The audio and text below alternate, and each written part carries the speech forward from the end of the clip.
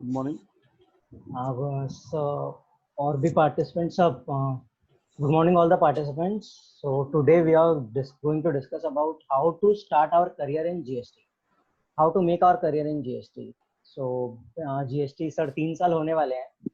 So many people are finding it very interesting topic and अब तो मतलब many people are saying कि GST अब हम लोग का 3 साल का बेबी हो गया है.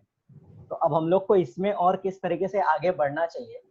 एंड जो लोग हमारे मतलब जो लोग नॉन सीए प्रोफेशन से हैं या जो नॉन सीएमए प्रोफेशन से हैं, जो लोग जीएसटी में करियर बनाना चाहते हैं बट वो लोगों ने सीए सीएस ऐसा कुछ कोर्स नहीं किया है, तो उन लोगों को किस तरीके से करना चाहिए.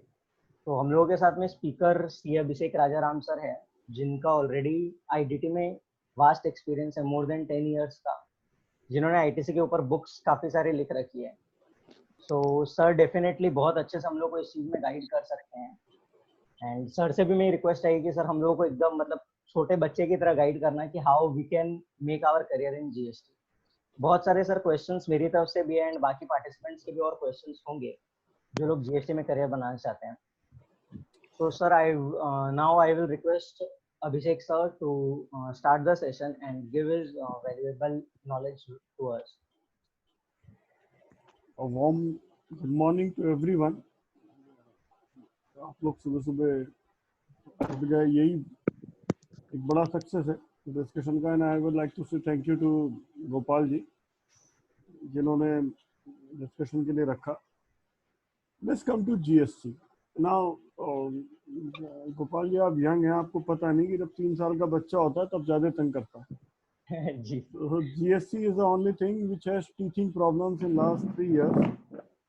तो ये हेल्प नहीं कर पा रहा. When GST was implemented, तो इसके सामने बहुत ज़्यादा चैलेंजेस थे regarding infrastructure and other things.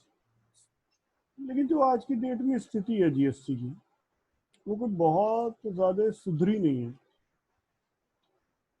Infrastructure अभी भी इश्यूज हैं.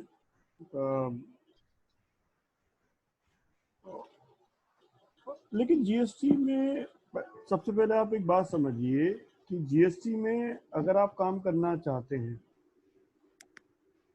तो जीएसटी में क्या होता है, कई सारे एरियाज हैं जहां पर आप काम कर सकते हैं.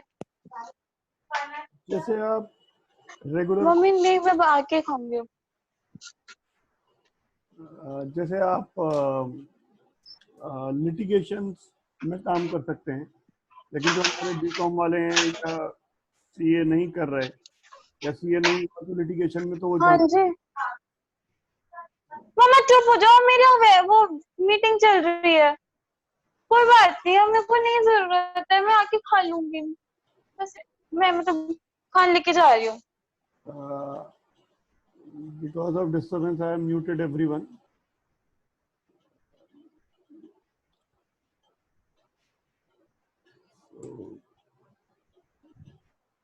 So इस म्यूट कर दिया है, तो अगर किसी को ये बोलना है बीच में तो वो मैसेज में कर देना, मैं उसको अनम्यूट कर दूंगा. So एक तो है लिटिगेशन. देखिए वो तो बीकॉम वालों को चलता नहीं है, ठीक है. तो दूसरा हिस्सा आता है रेगुलर कॉम्प्लायंसेस, कि आप एसएससी का रजिस्ट्रेशन कराएं,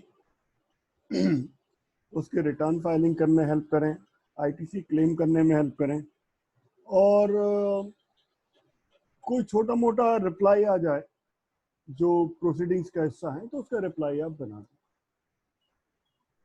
मैं रिप्लाईज में बहुत ज़्यादा नहीं मानता कि आप शायद हेल्प कर पाएंगे अगर आप बीकॉम वाले हैं. और ये भी आप जो बहुत छोटा एसएससी है उसके रिटर्न तो आप देख सकते हैं कि बच्चे को अब तो बहुत छोटे एसएससी के लिए उन्होंने ये भी कह दिया कि अगर नील के रिटर्न है तो आप ओटीपी के थ्रू फाइल कर दो, एसएमएस के थ्रू फाइल हो जाती है. अब जैसे एक यंगस्टर्स हैं जो बहुत ज़्यादा डीप में समझते नहीं, तो उनको 0 रेटेड और नील रेटेड में अंतर नहीं पता होता. एग्जेम्प्टेड और जीरो रेटेड में अंतर नहीं पता होता। तो वहां पर डर ये लगता है कि आपने अगर यहाँ से रिटर्न फाइल करवा ली और एक्सपर्टीज नहीं है तो दिक्कत हो जाएगी। ये जो छोटी छोटी रिटर्न्स हैं ये बीकॉम वाले इसलिए हैंडल कर सकते हैं जो ट्रेडर्स वगैरह हैं, जो बहुत ज्यादा काम नहीं कर रहे, या कंपोजिशन डीलर्स हैं। पर उसमें भी क्या करना चाहिए कि आपको किसी ना किसी से अटैच हो जाना चाहिए।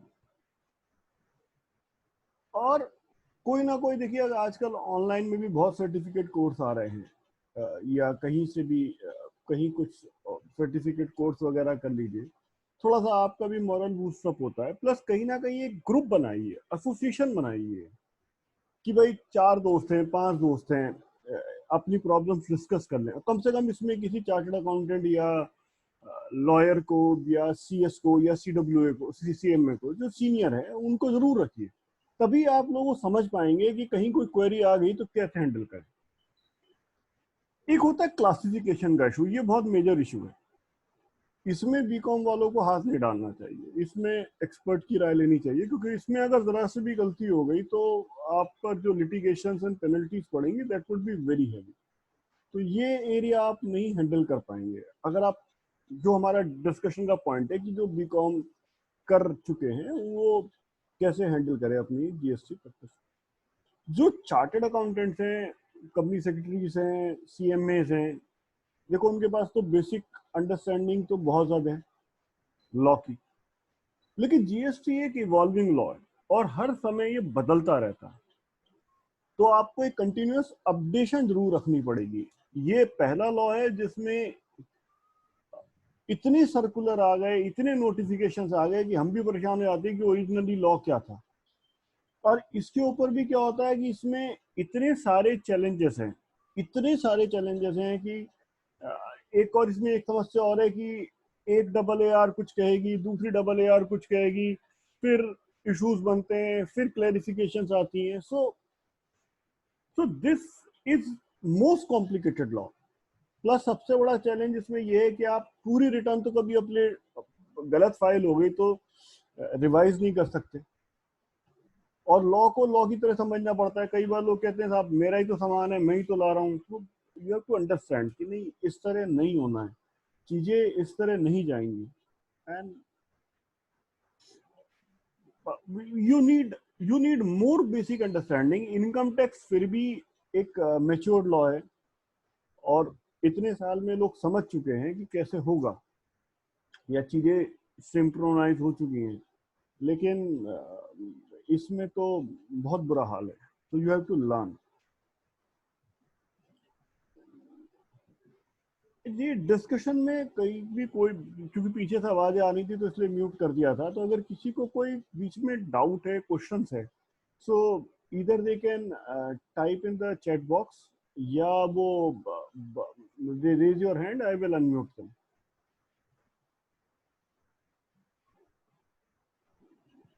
सो मैं पूछना चाहूंगा जी सर। सर, तो जैसे कि जो लोग, या तो जो लोग सीए में हैं या सीएमए में हैं या सीएस में हैं, वो लोग अपने करिकुलम में जीएसटी की पढ़ाई करते हैं। Yes sir. और जो लोग बीकॉम वाले हैं, जो लोगों ने बीकॉम में जीएसटी पढ़ा तो है बट सिर्फ एग्जाम्स के लिए पढ़े होते हैं बीकॉम में, और बहुत कवरेज बहुत कम होती है। तो वो लोगों को जब अपना करियर बनाना है तो वो लोग किस तरीके से, मतलब कहाँ से पढ़ाई करें, वो लोग क्या किस वे से पढ़े? देखो देखो नॉलेज का ना कोई एंड नहीं होता। अगर आप ये सोचें कि भाई, देखिए एक कहावत है, अब्र से कब्र तक आदमी पढ़ता रहता है। तो जब तक आदमी मरेगा तब तक पढ़ता रहेगा। And this is most challenging law, जो कि हर हफ्ते इवॉल्व हो जाता है। ऐसा दुनिया में कोई लॉ नहीं जो हर महीने बदलता हो, लेकिन यहाँ जब भी जीएसटी काउंसिल की मीटिंग होती है लॉ चेंज हो जाता है। और जीएसटी काउंसिल की मीटिंग नहीं भी होती तो भी डबल ए आर के क्लैरिफिकेशन आ जाता है। जैसे अभी कुछ महीने पहले एक इशू आया था कि डायरेक्टर रेम्यूनरेशन, एक डबल ए आर ने बोला भैया टैक्सेबल है। फिर पिछले महीने एक दूसरी डबल ए आर ने बोला भाई टैक्सेबल नहीं है आरसीएम में। प्रोपेलर आ गया। अब उसको क्लैरिफिकेशन आ गया। तो इसमें किस तरह से अपडेट रहें। अब जो लोग सीए कर रहे हैं उनके लिए तो मेरी, या सीए हैं, उनके लिए तो मेरा सजेशन होगा कि जो सीए इंस्टीट्यूट की इनडायरेक्ट टैक्स कमेटी है, वो बहुत सारे पब्लिकेशंस लेकर आती है जो कि सारे के सारे फ्री ऑफ कॉस्ट अवेलेबल हैं। वो वहां से डाउनलोड कर लें, अपना मेंबरशिप नंबर या एनआरओ नंबर, स्टूडेंट नंबर जो भी सबमिट करना होता है उसके थ्रू मिल जाता है, और वो उसको गो थ्रू करें। दूसरा, जो बाकी लोग हैं या ये सीए सीएस वाले भी हैं, तो वो बाकी जो वेबसाइट्स हैं, जो फ्री ऑफ कॉस्ट वेबसाइट्स हैं, जैसे टेक्स गुरु है, सीए क्लब इंडिया है, तो इन पर बहुत अच्छे अच्छे आर्टिकल्स आते हैं, आप उनको भी पढ़ सकते हैं। इसके अलावा हमारी अपनी वेबसाइट भी है gstpanisha.com, ये भी फ्री ऑफ कॉस्ट है, सारे सर्कुलर, सारे एक्ट, सब कुछ मिल जाएगा। इनफैक्ट इस वेबसाइट पर वेट के ज़माने के भी सारे केस लॉज डिसीजन सब पढ़े हैं, तो आप यहाँ से भी डाउनलोड कर सकते हैं। This website is free of cost for life time. Plus हमारी व्हाट्सएप मैसेजिंग एक्टिविटी आजकल बंद पड़ी है, may be we are going to resume it, तो आप हमारे व्हाट्सएप मैसेंजर को सब्सक्राइब कर सकते हैं। टेलीग्राम का मुझे समझ में नहीं आता वो कैसे होता है, any youngster can guide me, Telegram से वो ब्रॉडकास्ट कैसे बनती है। लेकिन एक चैलेंज मैं बीकॉम वालों के लिए जरूर कहूंगा कि जो, अगर वो किसी सीनियर से अटैच नहीं हुए, किसी सीए से, चार्टर्ड अकाउंटेंट से, या जो इस फील्ड के एक्सपर्ट हैं, तो कहीं ना कहीं वो एक चैलेंज जरूर फेस करेंगे कुछ चीजों में, जहां पर वो अगर खुद से डिसीजन लेंगे तो शायद गलती होने के चांसेस बहुत ज्यादा है। मैं ये नहीं कह रहा कि सीए से अटैच हो गए तो गलती नहीं होगी, हो सकता है सीए से भी गलती हो जाए, क्योंकि लॉ इतनी डायनामिकली चेंज हो रहा है कि इसका बड़ा मुश्किल है। और एक बात और, कभी भी एक इंडिविजुअल टीम से बेटर नहीं हो सकता। तो जो इनडायरेक्ट टैक्स कमेटी की टीम है वो बहुत अच्छी है, और वो बहुत बढ़िया पब्लिकेशन लेकर आती है। विदाउट, अगर आप किसी भी एक ऑथर को लें, मैं भी एक ऑथर हूँ, तो मैं भी एक लिमिटेड स्कोप है मेरा, लिमिटेड अंडरस्टैंडिंग है। विदाउट, जब किसी मैटर पर 15, 20, 25 एक्सपर्ट लोग डिसीजन लेते हैं तो वो बहुत अच्छा होता है। तो इनडायरेक्ट टैक्स कमेटी के जो पब्लिकेशन है वो सबसे अच्छे हैं, किसी भी ऑथर की किताब से अच्छे हैं। हालांकि वो कुछ हद तक पुराने टाइप के जो मॉड्यूल्स टाइप होते थे ना, वो उस तरह लिखे हुए हैं, तो बहुत ज्यादा मजा नहीं आता। जैसे आप, गोपाल जी, जो आपने नई बुक लिखना चाह रहे हैं आप आईटीसी पर, तो काफी कलरफुल है, उसमें चार्ट्स बहुत ज्यादा हैं, तो यंगस्टर्स को वो अपील करती है, अंडरस्टैंडिंग उससे बढ़ती है। लेकिन लॉ तो फिर लॉ है, वो तो वैसे ही चलता है ना, to subsection 29 clause A B C D, ऐसे चलता है ना, विद प्रोविजोस एंड एक्सप्लेनेशंस।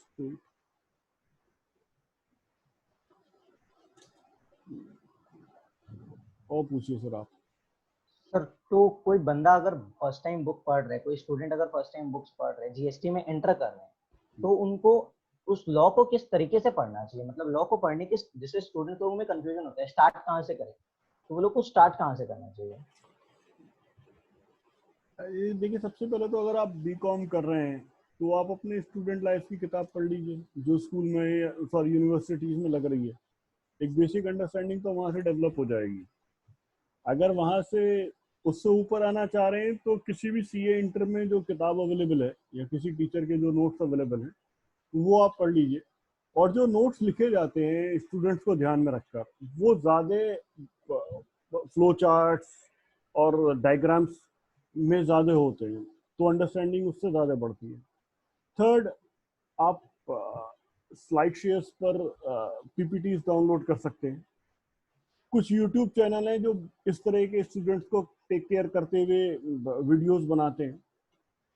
कुछ प्योरली इंग्लिश में बनाएंगे, कुछ प्योरली हिंदी में बनाएंगे, तो वो आपकी अंडरस्टैंडिंग, आप किस तरह का वीडियो पे जाना चाहते हैं। तो ऐसे बहुत सारे चैनल्स हैं जो इस तरह के, या बहुत सारे सीएस भी हैं जो ब्रॉडकास्ट करते हैं, दे बिलीव इन पॉडकास्टिंग या व्लॉगिंग, तो आप उनके चैनल को जाके सब्सक्राइब कर लीजिए, वहां से भी आपको अपडेट्स मिल जाएंगे। एक बेसिक, देखिए, स्वर्ग में जाना है तो पहली कंडीशन ये होती है कि आपको मरना पड़ेगा। अब अगर आपको अंडरस्टैंडिंग चाहिए लॉ की तो लॉ तो पढ़ना पड़ेगा, इसका कोई सब्स्टिट्यूट नहीं। And YouTube channels are like lecturers in your colleges. उनका काम होता है ब्रीफ आइडिया देना।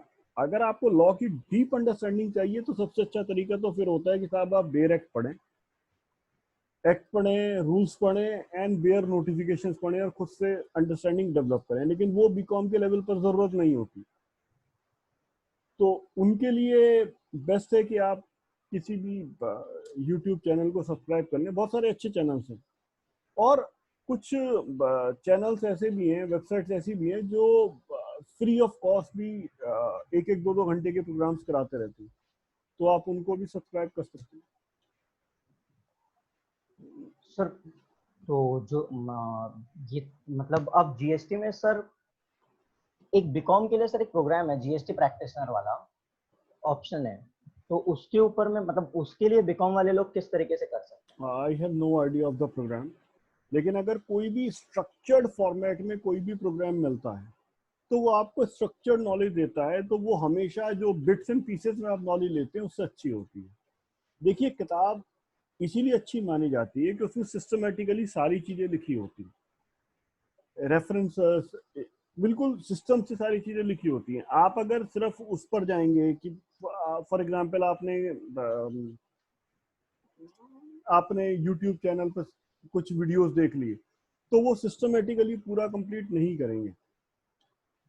अब देखिए, अगर आपको बहुत ज्यादा डीप में अंडरस्टैंडिंग चाहिए तो एक चैनल तो मैं बता सकता हूँ, जो प्रोफेसर दीपक गुप्ता जी का चैनल है, डीजे एकेडमी वाले जो हैं, दिल्ली में बहुत फेमस है, इनफैक्ट इंडिया भर में फेमस है, पुणे में भी क्लासेस लेते हैं।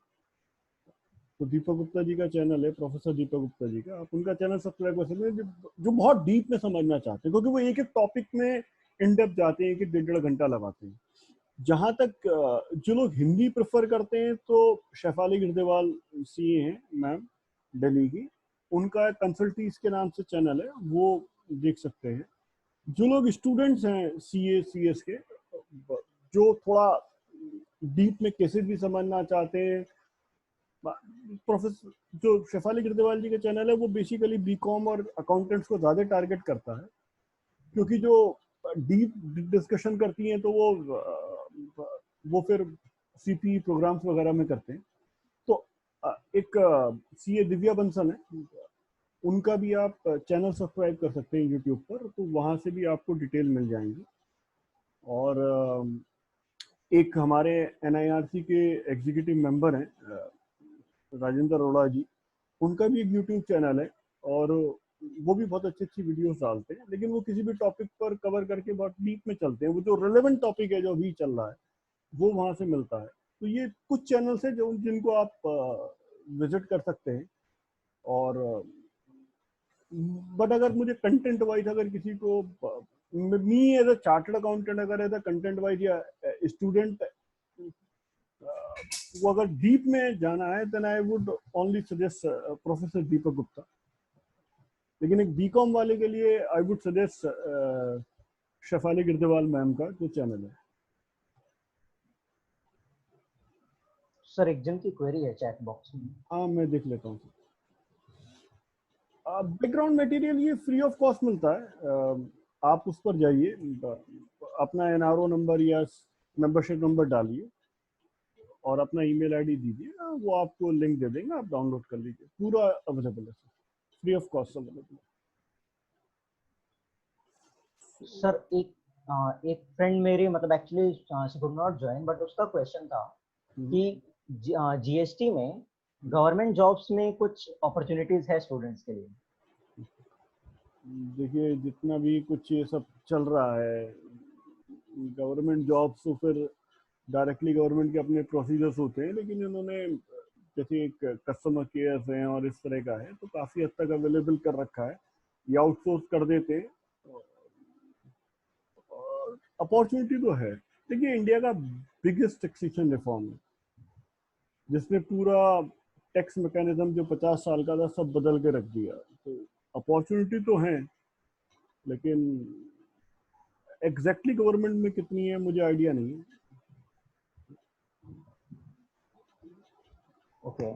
एंड सर जो अब जैसे हम लोग के इनकम टैक्स में तो हम लोग के पास अलग अलग स्पेसिफिक एरिया में अलग अलग अपॉर्चुनिटी हो जाती है। जैसे कुछ लोग सिर्फ अपील्स में ही मतलब एक्सपर्ट बन जाते हैं, कुछ लोग टीडीएस को के सेक्शन में ही एक्सपर्ट बन जाते हैं। ये मैंने अभी जीएस थोड़ी देर पहले यही कहा था कि जो वीरेंद्र जी, आपका भी कोई क्वेश्चन है? मैं आपको अनम्यूट कर देता हूँ।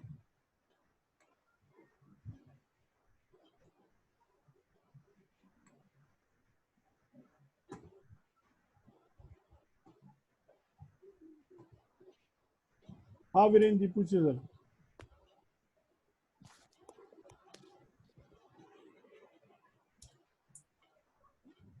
हाँ वीरेंद्र जी, क्वेश्चन पूछिए। सर एज एन एडवोकेट हम्म, आप जीएसटी में कैसे अपना करियर स्टार्ट कर सकते हैं? जैसे पहले था सेल टैक्स वैट में काफी देखा था मैंने, काफी काम होता था, देखिए लेकिन how will be start in GST as an? देखिए एज ए लॉयर किसी को कोई मना ही नहीं है। Yes sir. लॉयर हो या कोई भी हो, किसी को मना ही नहीं है। Yes sir. लॉयर्स वेलकम तो हमेशा है हर जगह। Yes sir. लेकिन लॉयर्स के लिए सबसे अच्छा है अगर आप थोड़ा सा मेहनत करें और इसको लिटिगेशन पॉइंट ऑफ व्यू से अगर आप देखें, यस सर। तो सबसे ज्यादा अपॉर्चुनिटी लिटिगेशन में है। या जैसे वीरेंद्र जी, आप सीए बैकग्राउंड से भी हैं यस और सर। अगर आप लॉयर भी हैं यस तो सर। आपकी लॉ की अंडरस्टैंडिंग ज्यादा होगी। या तो मेरा सजेशन होगा कि आप अगर रूटीन काम करेंगे by yes sir. Return file करना, तो आप अपने यस सर। प्रोफेशन से जस्टिस नहीं करेंगे। Yes sir. विजा विजा अगर आप केस लड़ने जाएंगे तो आप बहुत या ज्यादा अच्छे होंगे। थोड़ी या मेहनत जरूर करनी पड़ती है, लेकिन क्या होता है यस, ना, क्रीम हमेशा दूध में ऊपर ही आ जाती है। बिल्कुल सर। तो आप एक क्रीम प्रोफेशनल हैं अगर आप इन डेप्थ काम करेंगे या और लिटिगेशन का एरिया पकड़ेंगे तो ज्यादा अच्छा रहेगा। Yes, thank you. अब ये यही आंसर गोपाल जी आपके क्वेश्चन का भी आ जाता है। मैंने शुरू में भी कहा था कि बहुत सारे एरियाज हैं, जैसे कॉम्प्लायंस है, रेगुलर कॉम्प्लायंस है कि भाई रजिस्ट्रेशन है, लिटिगेशन है, क्लासिफिकेशन है, तो ये बड़ा स्कोप है। इनफैक्ट एक और एरिया है जिस पर बहुत कम लोग काम कर रहे हैं, वो है ई वे बिल। ई वे बिल में इश्यूज ये हैं कि सामान आज जाना है, कल जाना है, और ई वे बिल जनरेट करना होता है। कई बार ट्रक लोड हुआ, नहीं हुआ, कहीं अटक गया, कुछ हुआ। तो एक एरिया ये भी है कि अगर लोग ई वे बिल में एक्सपर्टीज ले लें, इसके क्वेश्चंस एफएक्यूज पढ़ लें, थोड़ी अंडरस्टैंडिंग डेवलप कर लें, प्रैक्टिकल सिनेरियो समझ लें और क्या हो सकता है, तो एक एरिया ये भी बन सकता है प्रैक्टिस का for a guy who is not a, again the discussion point is not a chartered accountant or a lawyer per se. और वीरेंद्र जी एक चीज और है, जैसे आप लॉयर हैं और सीए बैकग्राउंड से भी हैं, तो यस आप सर। क्लासिफिकेशन में भी हेल्प कर सकते हैं। Okay sir. तो दो एरिया आपके लिए बनते हैं as a lawyer and a chartered accountant, कि आप लिटिगेशन में जाइए या क्लासिफिकेशन के एरिया को जाइए। Okay sir. रेगुलर कॉम्प्लायंस आप मत कीजिए, वरना आप अपनी जो डिग्री है उसको जस्टिफाई नहीं कर पाओगे। ओके सर, थैंक यू वरना सर। कल को एक आदमी आएगा कि गया जी मेरा 25 लाख का टर्नओवर है, 2 लाख रुपए महीने की ट्रेडर हूँ, मेरी यस रिटर्न सर। भर दो, 500,000 रुपए मैं दे सकता हूँ महीने के, नो तो नो वो नो नो आप सर। जस्टिस नहीं करोगे दो दो डिग्री लेकर। Yes sir. या थैंक यू तो सर। सर जो लोग मतलब बीकॉम वाले हैं बट वो लोग जॉब में जाना चाहते हैं, तो उन लोगों को जीएसटी के कौन से एरिया में मतलब वर्क करना चाहिए? देखिए, अगर आप जॉब में जाना चाहते हैं तो आपको एक बेसिक अंडरस्टैंडिंग जीएसटी की चाहिए। वहां पर होता यह है कि आपको ये पता होना चाहिए कि नॉर्म्स क्या कहते हैं, कितने दिन में आपको इनवॉइस इशू करना होता है, इनवॉइस कैसे इशू करना होता है, ई वे बिल का प्रोसीजर पता होना चाहिए, डेबिट नोट क्रेडिट नोट की डिटेल पता होनी चाहिए, आईटीसी समझा हुआ होना चाहिए बेसिक अंडरस्टैंडिंग के साथ। जो रेस्ट्रिक्टेड है सेक्शन 17 सब सेक्शन 5 में, वो पता होना चाहिए, प्लस आईटीसी कैलकुलेशंस और नॉर्मली रिटर्न भरने का, कि भाई एक्सेल शीट बना दी, रिटर्न अगर आपने खुद में भरनी है तो आपको एक बेसिक अंडरस्टैंडिंग होनी चाहिए। अदरवाइज तो नॉर्मली क्या होता है, ये डिटेल बनाकर जो बेसिक कंसल्टेंट्स होते हैं उनको ईमेल करते हैं और वो आगे से रिटर्न फाइल करते हैं, तो आपको बेसिक वर्किंग करनी आनी चाहिए। So that's the way things go on. Sir जो लोग मतलब जीएसटी में वर्क कर रहे हैं ऑलरेडी, या जो लोग करने वाले हैं, बट उन लोगों को जो रेगुलर अपडेट जैसे यूट्यूब चैनल्स हैं वो तो सेकेंडरी सोर्सेज हो गए। अगर किसी को प्राइमरी सोर्स से अपडेटेड रहना है तो उसको फर्स्ट हैंड उसके पास इंफॉर्मेशन रहे या फिर वो बेयर अंडरस्टैंडिंग खुद से डेवलप करे, तो वो कहाँ से कर सकते हैं? देखिए, बेसिक सोर्स ऑफ जो बेसिक सोर्स है, सबका जो आधार है, वो तो सीबीआईसी की वेबसाइट है एंड जीएसटी काउंसिल की वेबसाइट है, जहां पर AAR के एडिशंस मिल जाते हैं। या तो आप उसको हैंडल कीजिए, लेकिन क्या है ना, बीकॉम वाले को इतना डीप में पढ़ने की जरूरत नहीं, सारे एरिया वो करता भी नहीं। सो उनके लिए है कि आप किसी भी एक वेबसाइट को सब्सक्राइब कर लीजिए, जैसे टेक्स क्रू है, सीए क्लब इंडिया है, या हमारी वेबसाइट है जीएसटी पेनिशिया, तो आप उसके न्यूज़लेटर को सब्सक्राइब कर लीजिए। जो डेली अपडेट होंगी, सर्कुलर्स वगैरह की, कोई नया आर्टिकल होगा तो आपको फ्री ऑफ कॉस्ट ईमेल पे मिल जाएगा। जब भी समय मिले पढ़ लीजिए। तो बेसिक अंडरस्टैंडिंग तो यहाँ से डेवलप हो जाती है, लेकिन एक बार तो पढ़ना पड़ेगा। उसके बाद चेंजेस को आप देख सकते हैं, लेकिन एक बार तो पढ़ना पड़ेगा।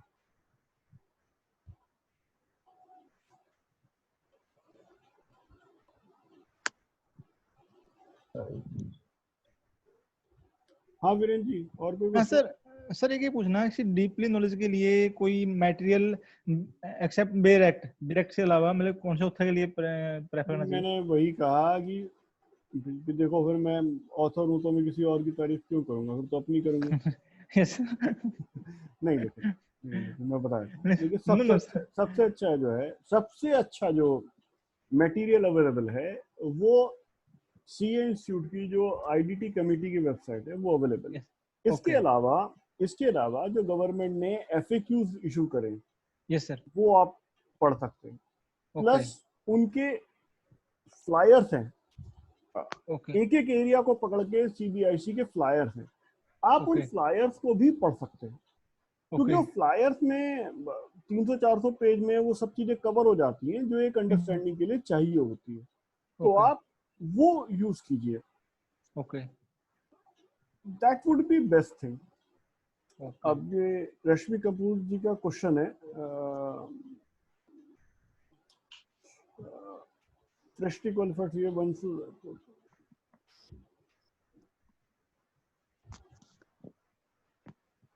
देखिए, फ्रेश सीए को, अगर आपको इंडस्ट्री में रहना है मैम, तो या तो फिर आप इंडस्ट्री ज्वाइन कर लीजिए और वहां भी साथ साथ आप एक्सपर्टीज ले सकती हैं। अगर आपको इन डेप्थ अंडरस्टैंडिंग चाहिए तो पोस्ट क्वालिफिकेशन एक सर्टिफिकेट कोर्स होता है सीए इंस्टीट्यूट का, जो कि जीएसटी पर डिटेल कोर्स होता है, वो करवाते हैं। आप वो भी कर सकते हैं, वो इंस्टीट्यूट से आपको सर्टिफिकेट भी मिल जाएगा एग्जाम देने के बाद। अगर आपके पास उतना समय नहीं है, वो शायद 10 से 12 क्लास होती हैं और पूरे पूरे दिन की क्लास होती है और डिटेल में डिस्कस करते हैं। अगर आपको उतना समय नहीं है तो आजकल ऑनलाइन एजुकेशन बहुत चल रही है और बहुत सारी वेबसाइट्स हैं जो 8 दिन का, 10 दिन का, 2-3 घंटे के कोर्स कराते हैं, 1000 से 1500 रुपए टोटल पैसे लेते हैं, वो भी आप कर सकते हैं। दूसरा, एक हमारे फील्ड में 2 बड़े एक्सपर्ट हैं, वीरेंद्र चौहान जी और बिमल जैन जी, ये दोनों भी अपना अपना कोर्स करवाते रहते हैं। तो आप उनमें से भी कोई कोर्स कर सकते हैं। Congratulations madam for getting such good marks. I was very bad, I got only 60. So numbers मायने नहीं रखते। नंबर्स लेने के बाद आपने कितना समय उस चीज को दिया है, वो मैटर करता है। मेरे आईडीटी से ज्यादा मार्क्स एफएम में थे, पर FM was not my area कि जहां मैं इंटरेस्ट रखता। So that was only for education and examination point of view. दे दिए और कर दिए। आप उस फील्ड में एक्सेलरेट करते हैं जिस फील्ड में आप अपने पैशन के साथ पढ़ाई करते हैं और अपना टाइम उसको देते हैं। अगर आप डेली आधा घंटा किसी भी एक एक्टिविटी को देने लगे या 1 घंटा किसी भी एक एक्टिविटी को देने लगे डेली, तो आप उस फील्ड में आगे चले जाएंगे। अगर आपको बहुत ज्यादा आपको अपना ब्रांड क्रिएट करना है, तो सबसे अच्छा तरीका होता है कि आप रेलेवेंट इश्यूज पे पढ़िए। जो भी इश्यूज आज की डेट में चल रहे हैं, आप एज एन अथॉरिटी बनना चाहते हैं, आप एज एन एक्सपर्ट बनना चाहते हैं, तो पहले तो आप जो भी इश्यूज चल रहे हैं उस पर छोटी छोटी पोस्ट लिखिए। पोस्ट से डिस्कशन आएगा, लिंक्डइन पर आप पोस्ट डालिए, डिस्कशन आएगा। उसके बाद आप थोड़ा आगे चलकर आप आर्टिकल लिखना शुरू कीजिए, जो इन बहुत सारी वेबसाइट्स पर फ्री ऑफ कॉस्ट पोस्ट हो जाते हैं। और मैं एक और वेबसाइट का नाम लेना भूल गया, studycafe.in, ये भी अच्छा काम कर रहे हैं आजकल। बॉम्बे वगैरह की कोई साइट हो तो मुझे आइडिया नहीं है, ये एक साइट जो है जो रिसेंटली बहुत अच्छा काम कर रही है लॉकडाउन पीरियड में। तो आप आर्टिकल्स लिखिए, अदर वेबसाइट्स पे पब्लिश कराइए, आगे चलकर आपके सी इंस्टीट्यूट के जर्नल में भी आर्टिकल्स आएंगे, and then people will start taking you as an authority. और जब आप अथॉरिटी मान लिए जाएंगे तो डेफिनेटली आपके पास काम बढ़िया आएगा। जब आप रोज 1 घंटा 1.5 घंटा पढ़ते हैं या आधा घंटा पढ़ते हैं किसी भी एक टॉपिक को, तो 3 से 6 महीने में आप उस टॉपिक को पूरा कंप्लीट कर लेते हैं और उस सब्जेक्ट मैटर में आप एक्सपर्ट बन जाते हैं। हमारे यहाँ तो सिंपल क्राइटेरिया है ना कि 6 महीने पढ़ाई करो और आपकी लाइफ हमेशा के लिए चेंज हो जाती है। मई और नवंबर में 6 महीने पढ़ाई करो और पास हो जाओ, और जीवन में हमेशा दोबारा कभी पढ़ाई नहीं करनी जो कहते हैं, और लाइफ हमेशा के लिए चेंज हो जाती है। तो अगर आप कुछ घंटे डेली दे दें अपने उसको टॉपिक को, तो यस। और जो बीकॉम वाले स्टूडेंट्स भी हैं, वो हफ्ते में 3-4 घंटे भी पढ़ लें जीएसटी, तो 4-5 महीने उनको लगेगा पूरा जीएसटी एक बार गो थ्रू करने में। जो उनका प्रैक्टिस एरिया है, सिलेक्टेड एरिया है, उस पर कभी कभी आर्टिकल पढ़ लें, दैट्स सफिशिएंट। सर जो लोग सीए वाले हैं, मतलब वो लोग मतलब क्वालिफिकेशन के जस्ट बाद अगर वो लोग प्रैक्टिस में जाना चाहते हैं और जीएसटी के फील्ड में जाना चाहते हैं, तो जैसे मतलब इसमें कोई इशू है या फिर हम लोगों को पहले? नहीं नहीं नहीं नहीं नहीं, बिल्कुल आप जा सकते हैं, लेकिन आपके पास क्लाइंट भी तो होना चाहिए। या तो आप जिस फर्म से आपने आर्टिकल शिप करी है या कहीं से फ्रेंड सर्कल से कुछ क्लाइंट तो मिले। भैया अगर मुझे बहुत अच्छा कोई काम आता है कि मुझे करने के लिए कोई हैंडल करने के लिए कुछ तो चाहिए, तो आप एसोसिएट वही तो करो ना, आप ग्रुप बना के चलिए ना, 4-5 लोग जो आपस में काम करें। अगर किसी इस तरह का ग्रुप है कि जो एक चार्टर्ड अकाउंटेंट, एक कंपनी सेक्रेटरी है, एक सीएम में है, एक लॉयर है, तो आपस में आप क्लाइंट रेफर कर दीजिए so that they can handle it. भाई मान लीजिए हमारे ग्रुप में, फॉर एग्जांपल मैं एक सेकंड की बात करता हूँ कि इस ग्रुप में हमारे भाई एक लॉयर साहब वीरेंद्र नरवाल जी दिख रहे हैं। तो अब किसी क्लाइंट का चेक बाउंस हो गया, तो हमारे लिए क्या सुविधाजनक है कि भाई चेक बाउंसिंग का केस है, इनको कॉल कर दो कि भाई साहब जरा ये चेक बाउंसिंग का केस है, प्लीज आप देख लीजिए। अब कल को इनके पास, अब ये जीएसटी कॉम्प्लायंस तो देख नहीं रहे रेगुलर कॉम्प्लायंस, अब इनके पास कोई जीएसटी कॉम्प्लायंस आ गया तो उन्होंने आपस में किसी को रेफर कर दिया। तो ऐसे ही काम चलते हैं। वर्ड ऑफ माउथ ज्यादा मैटर करता है बनिस्बत, क्योंकि देखिए लोकल बिजनेस होता है।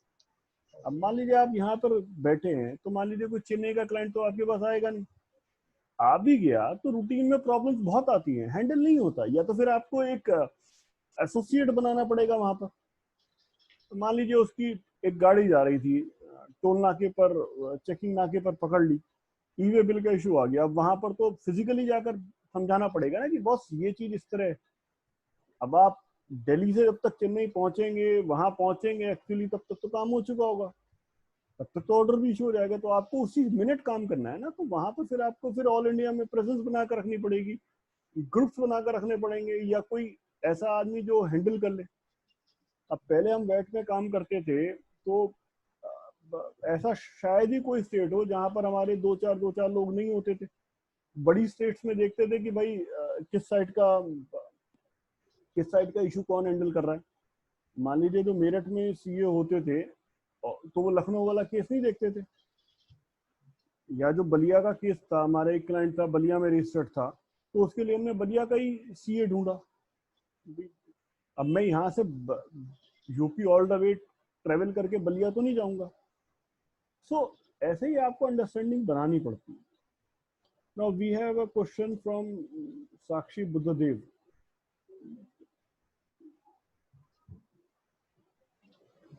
ये कंपनी सेक्रेटरी तो किसी भी चीज में अब आगे एक्सेलरेट कर सकते हैं।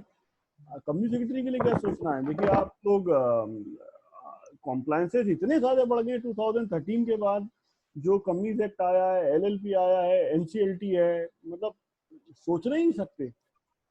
प्लस आईपीआर में आप लोग हेल्प कर सकते हैं।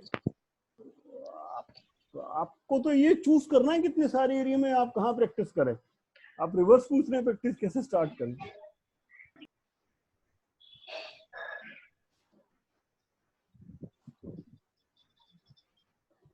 विनायक केजरीवाल जी, देखिए जीएसटी पोर्टल अपने आप में एक बहुत बड़ा चैलेंज है जो बहुत समस्याएं क्रिएट करता है सबके लिए। लेकिन अगर आपको जीएसटी पोर्टल अच्छे से समझना है तो उनकी एक हेल्प गाइड्स आती हैं, वीडियोस ट्यूटोरियल्स हैं, आप उस पर जाइए।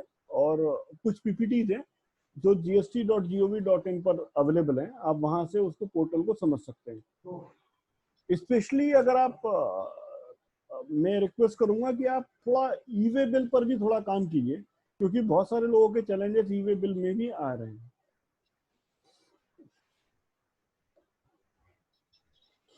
अंकित जैन जी, बड़ा इंटरेस्टिंग क्वेश्चन है, मैं इनका क्वेश्चन जरा पढ़ के लेता हूँ। How to read case law, specifically those which are having 50+ pages, as in my office we are provided with case law twice a week, I find it difficult to read and understand. अब यहाँ पर issue ये आता है sir कि case law तो ऐसे ही बनेगा, लेकिन पढ़ना तो पड़ेगा। अब इसका तरीका ये होता है कि जो पूरा केस लॉज होता है, अगर आपने सर्विस ले रखी है, जितनी भी जो मैगजीन्स आती हैं या वेबसाइट्स हैं, मान लीजिए आपने सेंटेक्स की मैगजीन सब्सक्राइब कर रखी है या टेक्समैन की, तो उन पर 3 चीजें रेलेवेंट होती हैं। एक आता है वो केस की समरी देते हैं, फिर एक पैराग्राफ होता है, और फिर उसके ऊपर होता है वन लाइनर। फिर बता रहा हूँ, एक तो होता है पूरे जो केस है उसको वो 3-4 पैराग्राफ में समराइज करते हैं। तो पहले आप वो समरी पढ़ लीजिए 3-4 पैराग्राफ में, जिसमें वो फैक्ट्स लिखे हैं। उसके बाद आप जो वन पैराग्राफ है वो पढ़ सकते हैं, और उसके ऊपर वन लाइनर है। देखिए केस लॉ पूरा पढ़ के अंडरस्टैंड करना तभी फायदेमंद होता है अगर आप लिटिगेशन में जाना है या आपको लिटिगेशन में करना है। ऐसे बहुत सारे केसेस लॉस हैं जो मैं भी इग्नोर करता हूँ। करंटली आज की डेट में जो केस लॉस के रिटर्न पेजेस होंगे वो 1 लाख पेज से ज्यादा के केस लॉस हैं। तो 1 लाख पेज ना तो मैं पढ़ सकता हूँ, ना मेरे लिए रेलेवेंट है। तो आपको अपना सिलेक्टेड एरिया ढूंढना है, और उन कुछ केस लॉस को आपको पूरा पढ़ना चाहिए। और जो बाकी केस लॉस है, you can go with one paragraph और one liner, otherwise that's sufficient. 50-50 page के केस लॉस पढ़ के कोई फायदा नहीं है, दैट्स वेस्ट ऑफ टाइम। अगर आप लिटिगेशन में नहीं है, लिटिगेशन में then you don't have a choice. So any other questions जो कोई और पूछना चाह रहे हैं?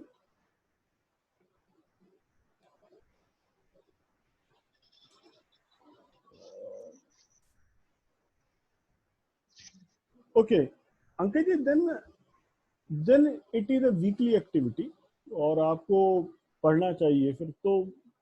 No, the reading of this case law is to develop your understanding, develop your skills, so that is part of your developing skills। तो वो जो भी केस लॉज आपको दिया गया then you have to read it. अब interest वाला case law होता है तो ज्यादा पढ़ते हैं, नहीं इंटरेस्ट होता तो ठीक है, but that is part of your personality development, yes you should follow it.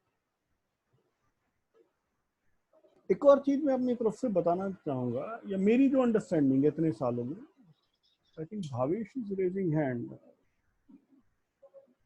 ठीक है।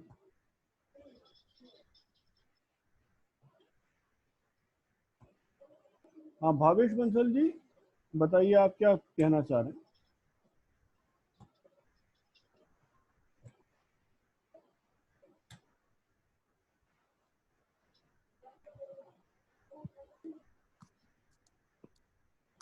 Bhavesh Bansal ji, you were raising hand.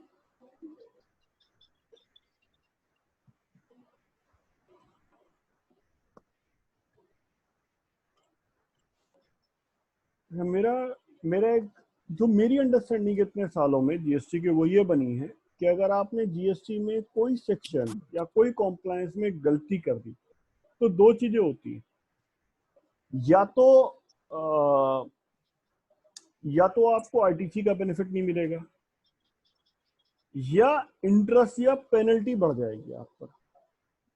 तो जीएसटी लॉ बड़ा प्रोसीजरल लॉ है, इसमें प्रोसीजर एंड प्रोसेस बहुत ज्यादा हैं रादर देन लॉ पार्ट की। तो ये जीएसटी एक डिफरेंट लॉ है, कॉन्सेप्ट्स बहुत ज्यादा नहीं है जीएसटी में, ये प्रोसेस ओरिएंटेड लॉ है, या शायद इस वेबसाइट ने इसको प्रोसेस ओरिएंटेड बना दिया है। और जहां भी आप प्रोसेस को फॉलो नहीं करेंगे या प्रोसीजर फॉलो नहीं हुआ, गलती हो गई, तो वहां पर या तो आपको एक्स्ट्रा टैक्स देना पड़ेगा इंटरेस्ट या पेनल्टी की शेप में, या फिर आपकी आईटीसी का लैप्स हो जाएगा। तो that is my basic understanding. ये एक क्वेश्चन आया है, how should we approach when a new section और अ न्यू लॉ कम्स। देखिए, न्यू लॉ जब आता है then it has a teaching problem and it goes for 3 to 6 months. Surprisingly, after 3 years, almost 3 years, GST still have a teething problem. अभी वो फिर एक नई रिटर्न लेकर आने वाले हैं। What to say to them? That is something. अब जो नया सेक्शन इंट्रोड्यूस होगा, you have to read on it, उसका पढ़ने का कोई उसका कोई इलाज नहीं है, you have to read.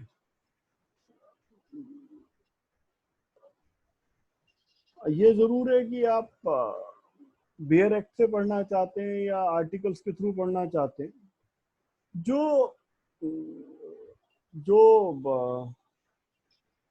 BCom वाले हैं वो आर्टिकल्स के थ्रू पढ़ें तो शायद उनके लिए बेनिफिशियल रहेगा, क्योंकि वो बहुत सारी चीजें मगअप नहीं कर सकते। जो चार्टर्ड अकाउंटेंट्स हैं, कंपनी सेक्रेटरीज हैं, सीएमएज हैं, लॉयर्स हैं, they should first and read through basic bear act, bear laws, and then they should go towards articles. Sir जी सर। सर बहुत सारे मतलब जो लोग बीकॉम वाले हैं पर्टिकुलरली, बहुत सारे ऐसे प्राइवेट इंस्टीट्यूशंस हैं जो लोग मतलब पहले विद जीएसटी या उस टाइप के कोर्सेज प्रोवाइड करते हैं साथ में। तो how much they are beneficial for those courses are beneficial? पढ़ाई का कोई रिप्लेसमेंट नहीं है। स्ट्रक्चरल फॉर्मेट में जो स्टडीज मिलती है उसका कोई रिप्लेसमेंट नहीं है। लेकिन आज की डेट में लॉकडाउन ने एक बहुत बड़ा चेंज ये कर दिया है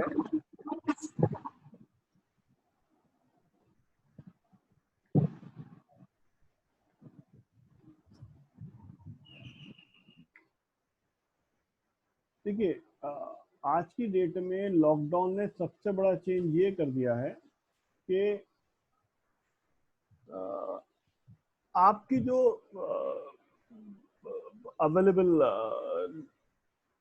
एजुकेशन का लेवल है वेबिनार्स के थ्रू या ऑनलाइन के थ्रू, वो एक तो फ्रीली अवेलेबल है या बहुत कम चार्जेस पर अवेलेबल है, प्लस आपकी सुविधा पर अवेलेबल है। तो मुझे लगता है कि ऑफलाइन अब फ्यूचर कम दिखता है। मुझे लगता है कि अब ऑनलाइन ही फ्यूचर रहेगा। और बहुत सारी वेबसाइट बहुत थ्रो अवे कॉस्ट में करा रही हैं, कुछ तो फ्री ऑफ कॉस्ट करा रही हैं, कुछ बहुत कम पैसों में 500,000 रुपए में 10 घंटे 20 घंटे पढ़ा रहे हैं। तो I think they should go with that way. In fact अभी हमारे एक दिल्ली के बड़े अच्छे जीएसटी एक्सपर्ट हैं आशु डालमिया जी, उन्होंने बल्कि सीए स्टूडेंट्स के लिए एक बहुत कम पैसों में एक कोर्स अनाउंस करा है। ऐसे ही एक और राजकुमार जी हैं जिन्होंने बहुत कम पैसों में एक कोर्स अनाउंस करा है। उनका एक किसी ने मुझे व्हाट्सएप भेजा था कि वो 1 रुपए में कुछ पढ़ा रहे हैं। तो charges for the education would be very less in future, and it would be very easy for everyone. Structural format में पढ़ा हुआ कुछ भी अनस्ट्रक्चर्ड वे में पढ़े हुए से ज्यादा बेनिफिशियल होता है। सर तो हम लोग जैसे मल्टीपल कोर्सेज अवेलेबल है, जैसे लॉकडाउन में मैंने 4 से 5 कोर्सेज देखे। अब मतलब सारे कोर्सेज नहीं, वो लोग टॉपिक सारे दिखा रहे हैं कि हम लोग टाइम ऑफ सप्लाई भी कवर कर रहे हैं, प्लेस ऑफ सप्लाई भी कवर कर रहे हैं, सारी टॉपिक्स कवर कर रहे हैं, मतलब लिटिगेशन वगैरह सब कोर्स। बट कुछ कोर्सेज है जो है ना 24 आवर्स करवा रहे हैं, कुछ कोर्सेज 16 आवर्स, कुछ कोर्सेज 30 आवर्स, सबके अलग अलग फीस है। तो कौन सा वाला मतलब डिसाइड किस बेसिस पे करें? डिसाइड ऑन क्या आपको किसकी बात जल्दी समझ में आती है, कौन फैकल्टी है, क्या आपको क्या कोर्स कंटेंट है, ये तो देखना पड़ेगा। जो लोग बीकॉम वाले हैं वो लोग तो जैसे मतलब किसी भी फैकल्टी को उतना जानते नहीं, मतलब वो लोग को इस फील्ड में आना है, तो इसका कोई इलाज नहीं है। मे भी कुछ यूट्यूब वीडियोस पे जाकर देख लो कि फैकल्टी क्या पढ़ाती है, कैसे पढ़ाती है, उसका स्टाइल क्या है, मेरे को समझ में आएगा नहीं आएगा, and then you can go ahead. Ankit Jain ji, आपका जो क्वेश्चन है ये पर्टिकुलर एक सेक्शन से रेलेवेंट है। वो यहाँ पर एक जेनरिक डिस्कशन चल रहा है, तो you can contact me in on a person check box. WhatsApp number आपके पास है मेरा, उस पर बात कर लीजिए।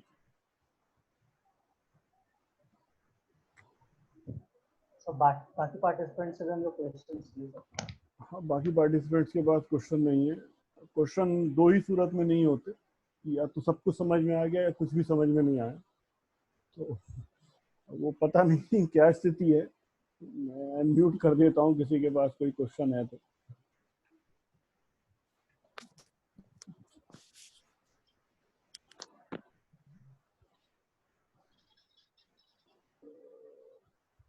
सचिन गोपाल जी क्वेश्चन नहीं है। हाँ तो मीनवाइल हाँ वीरेंद्र जी क्वेश्चन था आपका। हाँ अंकित जी बोलिए। नहीं सर, एवरीथिंग इज क्लियर। हाँ वीरेंद्र जी आपका क्वेश्चन है कुछ?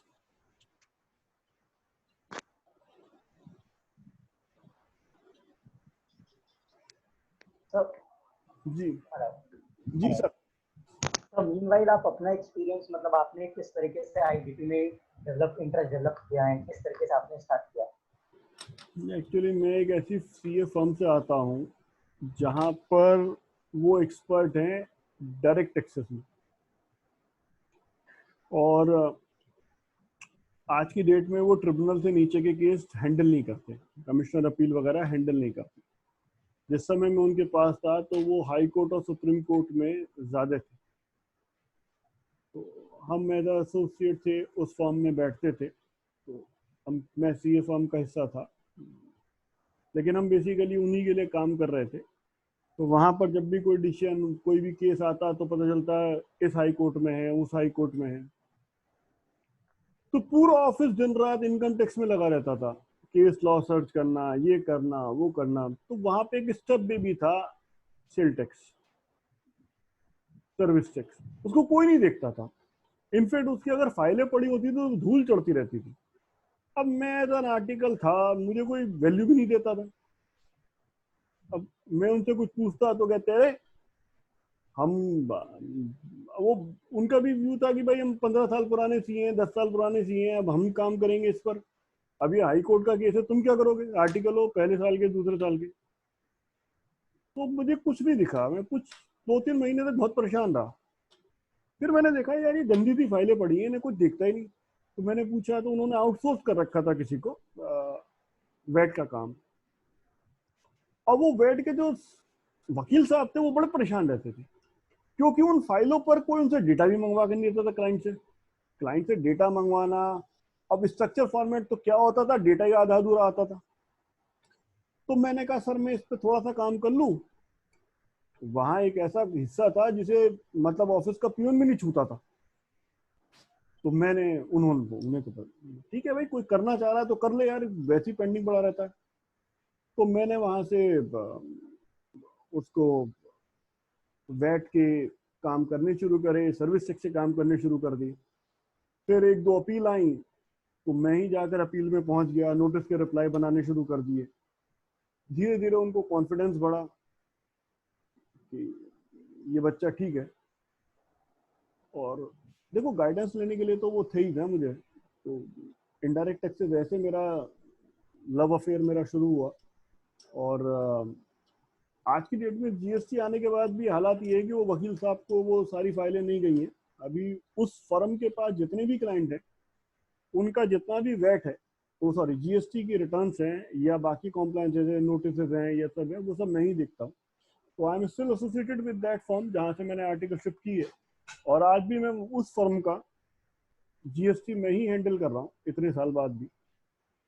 और जब मेरी बुक लॉन्च हुई पहली तो मैंने उन्हें बुलाया, दे वर जनरस इनफ कि वो आए, उन्होंने मेरी बुक लॉन्च करी। That's the way things go on. तो आपको अपॉर्चुनिटी कभी कभी मिल जाती है कि जो कोई नहीं कर रहा तो वो आप कर लो। तो हमारे ऑफिस में ना शिव खेड़ा जी अक्सर आते रहते थे और उनकी एक लाइन लिखी हुई थी। वो ऑफिस में घुसते ना एक बोर्ड था तो उस पर उनकी जो फेवरेट लाइन है वो लिखी हुई थी, winners don't do different things, they do things differently. तो मुझे उस ऑफिस में डिफरेंटली यही दिखा कि एक हिस्सा है जहाँ पर रद्दी की तरह एक फाइलें पड़ी हुई हैं जिन पर धूल चढ़ रही है, जिन्हें वो वकील साहब आते हैं और हिलाते हैं। धूल भी वो खुद ही साफ करते थे क्योंकि टीएंस भी उनकी कोई हेल्प नहीं करते थे। That's the way things go on.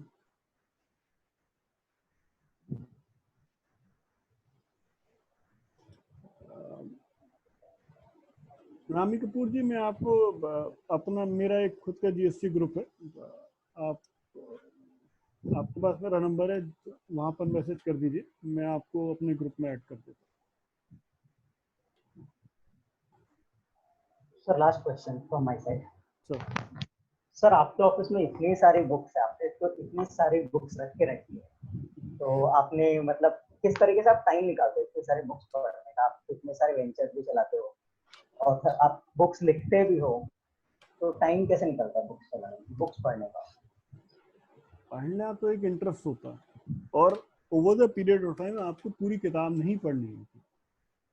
अगर मैं कोई किताब खरीद कर भी लाता हूँ तो पहले पढ़ता था पूरी किताब, अब पूरी किताब नहीं पढ़ता। होता यह है कि पहले तो इंडेक्स पढ़ लिया, प्लस अंदर का कोई खास एरिया है समझ लिया, कोई टॉपिक है तो पढ़ लिया। दूसरा, बीइंग एन ऑथर, तो मुझे जितने भी ऑलमोस्ट सारे अच्छे ऑथर्स हैं तो उनकी किताबें वैसे भी खरीदनी पड़ती है जानने के लिए कि उनके व्यूज क्या है। तो इसीलिए बुक्स बढ़ती रहती। और over the period of time books का ना इंटरेस्ट धीरे धीरे खत्म हो जाएगा।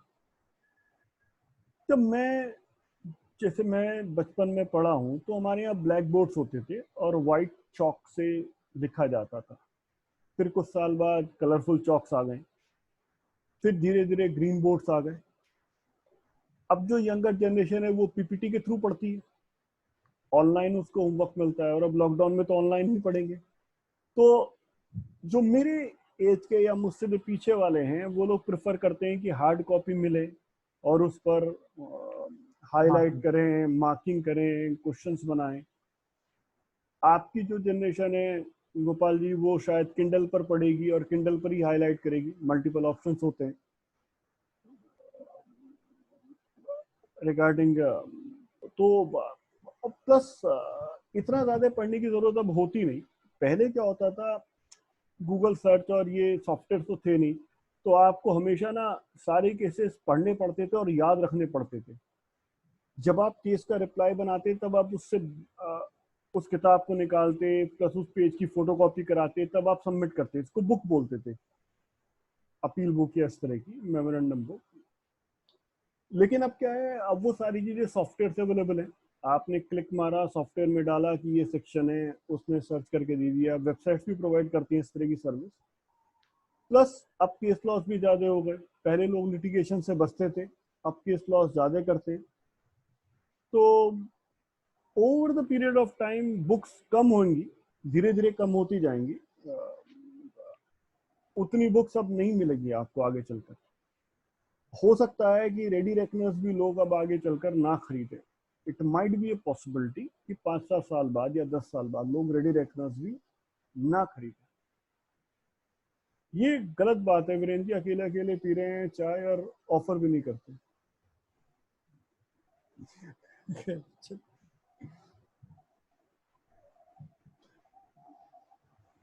जी गोपाल सर। सर वैसे तो ये लास्ट क्वेश्चन था, बट एक क्वेश्चन का भी और इंटरेस्ट आ गया। जी सर जैसे आपने बोला कि मतलब हम लोग मतलब आर्टिकल्स को पढ़ सकते हैं, डिस्कशंस के लिए हम लोग आर्टिकल्स लिंक्डइन वगैरह पे डाल सकते हैं।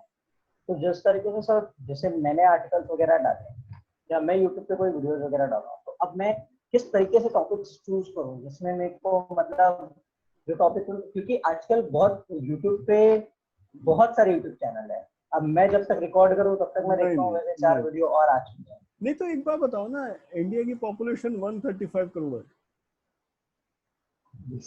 135 करोड़ है। किसी किसी ऐसे वीडियो को देखा है इसके व्यूज 135 करोड़ हो गए?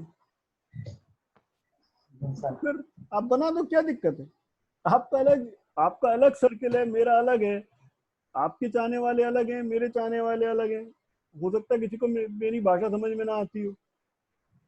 मान लो वीरेंद्र जी है फॉर एग्जाम्पल, अब इनका एक पेक्युलर स्टाइल होगा बातचीत करने का।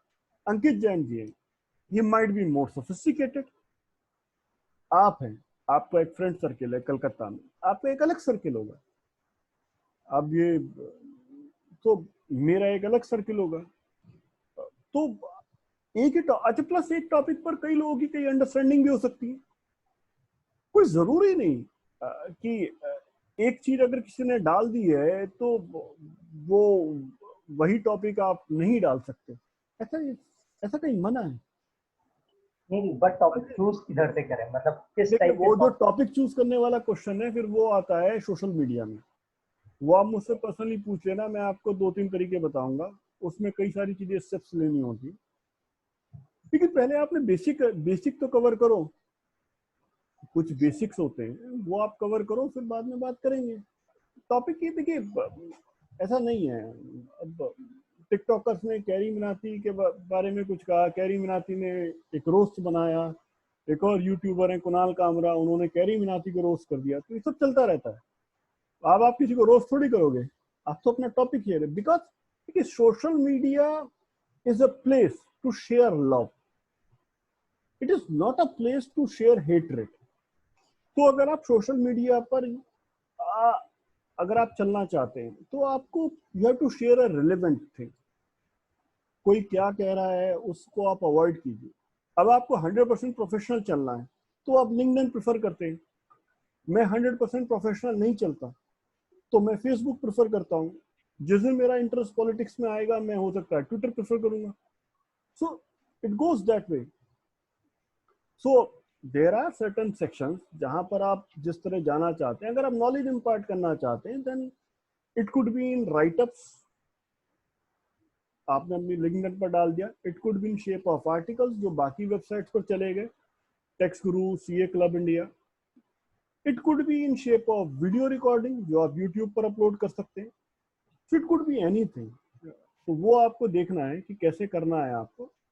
No one is going to stop you. No one can stop you. The thing is कि हो सकता है जिन्होंने मान लीजिए जिन मान लो आपने किसी का वीडियो देखा, उन्होंने कोई एक टॉपिक कवर करा, लेकिन हो सकता है आपको लगता है कि वो जो सबसेक्शन था या एक्सप्लेनेशन थी उसको बढ़िया से एक्सप्लेन नहीं करा, तो आप उसको इम्प्रोवाइज करके अपने वीडियो बना सकते हैं।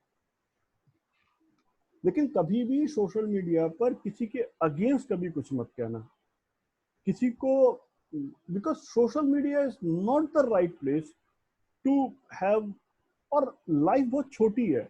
इनफैक्ट कोरोना तो और छोटी कर दी, रिस्क बढ़ गया है। So life is a place to share knowledge, love. आप सबको अच्छे से ट्रीट कीजिए।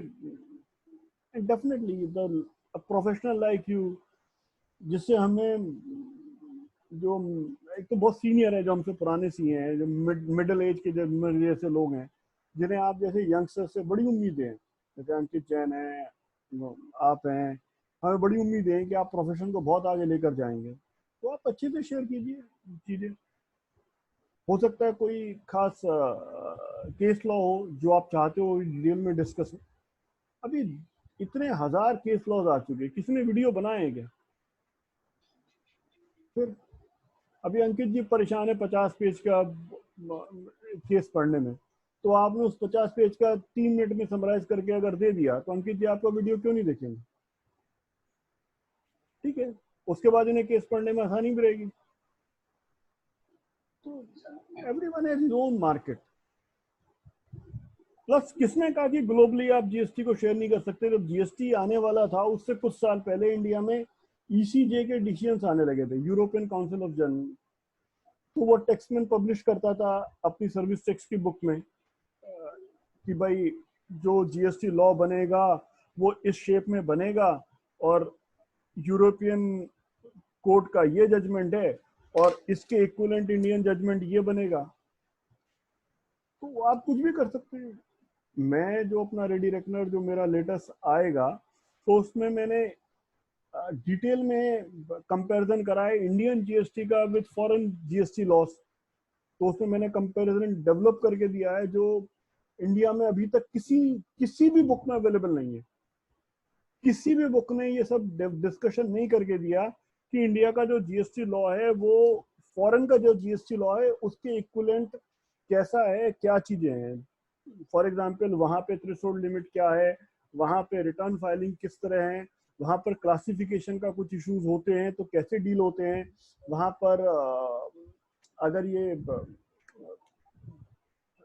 जो केस लॉज हैं उसको कैसे डील करा जाता है, वहां पर अगर आप एक्स्ट्रा प्रॉफिट जनरेट करना चाह रहे हैं तो वहां पर किस तरह की अथॉरिटी है, वहां पर कंपोजिशन स्कीम में जा सकते हैं नहीं जा सकते, अगर आप एक स्टेट से दूसरी स्टेट में अपनी ही गुड्स भेज रहे हैं तो क्या वहां पर टैक्स पड़ता है। जैसे यहाँ पर डुअल स्ट्रक्चर है, एसजीएसटी एंड सीजीएसटी, तो क्या वहां पर भी ऐसा डुअल स्ट्रक्चर है? तो मेरी कोशिश थी कि मैंने एक इंटरनेशनल लेवल को कंपेयर करके बनाया है कि भाई एक अंडरस्टैंडिंग तो डेवलप हो कि भाई कनाडा में जीएसटी कैसे चलता है, यूके में जीएसटी कैसे चलता है। हो सकता है वहां पर नाम कुछ और हो, वहां पर कितने डिजिट का नंबर होता है। तो ये तो what does export means, SEZ की फैसिलिटी कहीं और भी है क्या? तो हर एक का अपना एरिया है, आप कुछ भी बना सकते हैं, डिस्कस कर सकते हैं, रिसर्च का कोई एंड नहीं है। आप जब तक एज अ प्रोफेशनल, जब तक आप सीरियसली काम कर रहे हैं, इन डेप्थ काम कर रहे हैं चीजों पर, तब तक आप कंटिन्यू कर सकते हैं, कोई रोक थोड़ी रहा है। आपका अलग मार्केट बन के आएगा। जिस दिन मेरा इंटरनेशनल मैं डिस्कस करके वीडियो शेयर करूंगा तो उसकी व्यूवरशिप अलग होगी। वो जो मैंने काम कर दिया कंपैरिजन का वर्ल्ड वाइड जीएसटी से, तो वो इंडिया की किसी किताब में अवेलेबल नहीं है, तो ऑफ कोर्स उसका कोई वीडियो भी नहीं है। तो जब ये शेयर होगा तो वो अलग होगा।